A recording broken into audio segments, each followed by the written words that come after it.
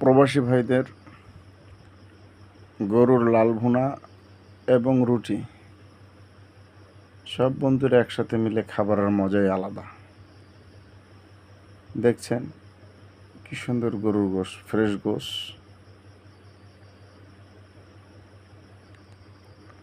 এরপরে তা রান্নার জন্য প্রসেসিং করা হচ্ছে।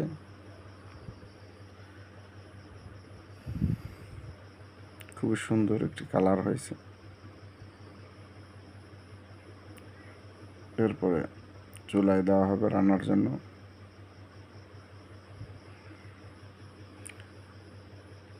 রান্না হয়ে গেছে এবং পরিবেশন করছে সবাই একসাথে মিলে, থালা না, কাগজের আবার কিছু চুলায় আছে। কি সুন্দর একটি কালার হয়েছে।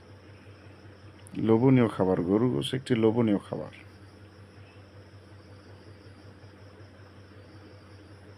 চিপস এবং চিকেন ফ্রাই।